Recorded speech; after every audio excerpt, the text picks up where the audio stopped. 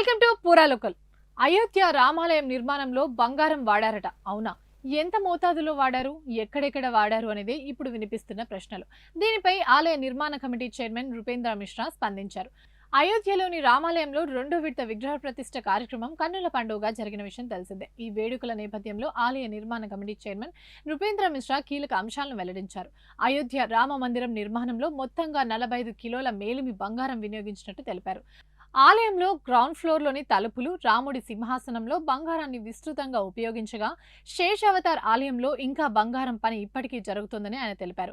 రామాలయం ప్రధాన నిర్మాణాలు ఇప్పటికీ పూర్తయినప్పటికీ ఆలయ సముదాయంలోని మ్యూజియం, ఆడిటోరియం, అతిథి గృహం వంటివి ఇంకా నిర్మాణంలోనే ఉన్నాయి. ఇవి ఈ ఏడాది డిసెంబర్ నాటికి పూర్తి కావచ్చని భావిస్తున్నారు.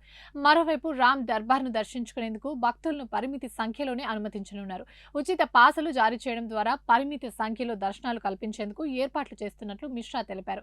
ఆలయం మొదటి అంతస్తులో ప్రతిష్ఠించిన రామ్ దర్బార్లో పలు చోట్ల శివలింగం, గణపతి విగ్రహం, హనుమంతుడి విగ్రహం, సూర్యుడు, భగవతి, అన్నపూర్ణ మాత విగ్రహాలు ఉన్నాయని మందిర్ ట్రస్ట్ కార్యదర్శి చంపత్ రాయ్ వివరించారు.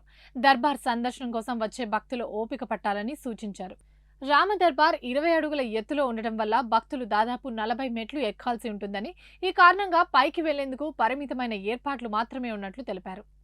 ఇవి ఇప్పటివరకు అప్డేట్స్. మరిన్ని అప్డేట్స్ కోసం చూస్తూనే ఉండండి పూరా లోకల్.